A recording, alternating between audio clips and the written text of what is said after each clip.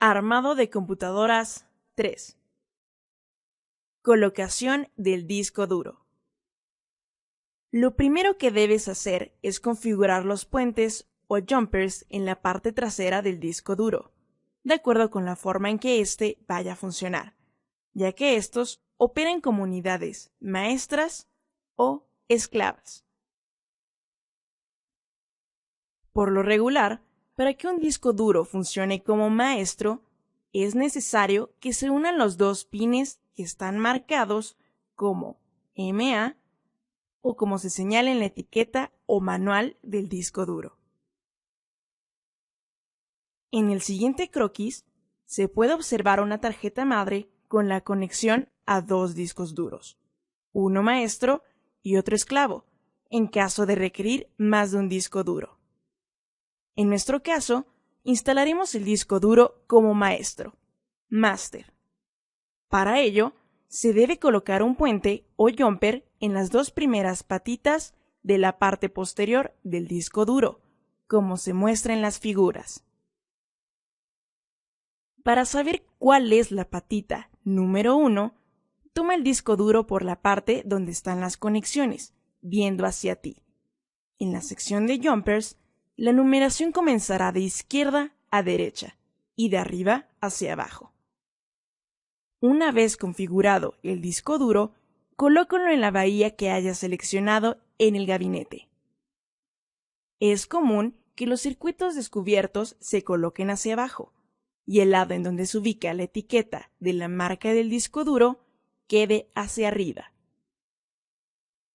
Los orificios donde se atornillará el disco duro deben coincidir con los de la bahía. Atornilla el disco duro perfectamente. Con la ayuda del manual de la tarjeta madre, localiza el enchufe, conector IDE, en donde se habrá de conectar el cable de datos, bus. Hazlo haciendo coincidir el pin 1 con el del cable rojo. De manera semejante, conecta el otro extremo del cable de datos al disco duro.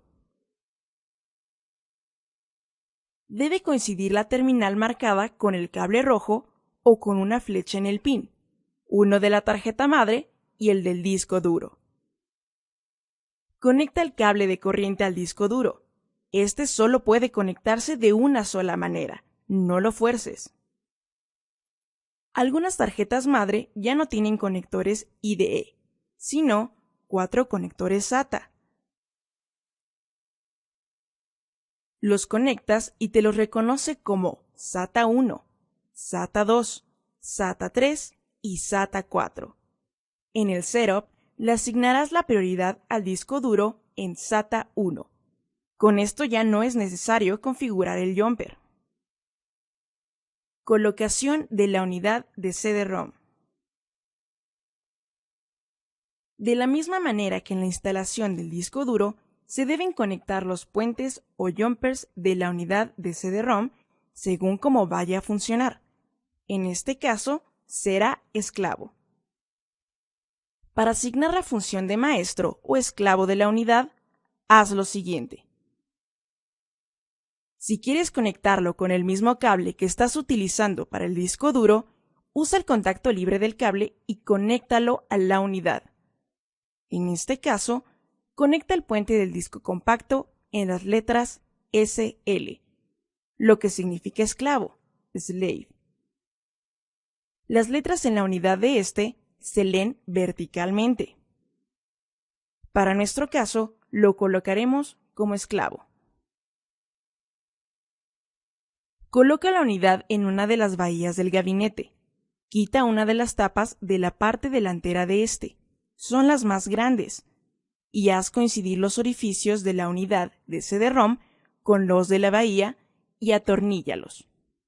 Conecta el cable de corriente de la unidad. Es igual a la del disco duro. Solo entra de una forma. No fuerces su conexión. En caso de que la unidad requiera conexión tipo SATA, ubicar el correspondiente. Lector de memorias. El lector de memorias se puede colocar en una ranura externa de 3.5 pulgadas y se conecta en la entrada llamada IEEE 1394. Para localizar este conector, revisa el manual. Panel posterior soporte USB. Puedes comprar estos tipos de soportes. Sigue estos pasos para instalarlo. 1. Coloca el soporte en el panel posterior del chasis. 2. Conecta el cable USB serial ATA a un cabezal USB incorporado. 3. Para los soportes con IEEE 1394, conecta el serial ATA a un cabezal incorporado, ambos del mismo tipo. Conector USB IEEE 1394, sonido de 3.5 pulgadas en el panel frontal. También puedes comprar estos tipos de módulos. Para instalarlo: 1. Inserta el módulo de 3.5 pulgadas en el compartimiento de unidad del chasis. 2. Conecta el cable USB serial ATA a un cabezal USB incorporado. 3. Conecta el IEEE 1394 serial ATA a los cabezales del mismo tipo. Conecta el sonido serial ATA al cabezal de sonido incorporado del panel frontal. Conexión de los componentes externos al gabinete. Sin tapar el gabinete, conecta todos los componentes exteriores. Empieza por enchufar los conectores del teclado y el ratón. Localizará el lugar donde se conectan, por sus dibujos o por los colores: morado para el teclado, verde para el ratón. Enchufa el cable de señal del monitor en su conector respectivo, el cual identificará por su dibujo o el color azul. Recuerda no forzar la conexión, ya que podrías doblar las patitas del conector. Conecta los cables de corriente a la fuente de voltaje del gabinete y al monitor. Enchufa estos mismos cables a un contacto de corriente eléctrica. Configuración de la computadora. Para que puedas utilizar la computadora, es necesario que la primera vez que la enciendas, introduzcas alguna información que te permita recordar algunos datos e instrucciones, como la fecha y hora, la identificación del disco duro con que cuenta y la secuencia en la que debe arrancar. Todo lo anterior se logra por medio de la configuración que se conoce como Setup. Para lograr la configuración de su computadora, haz lo siguiente.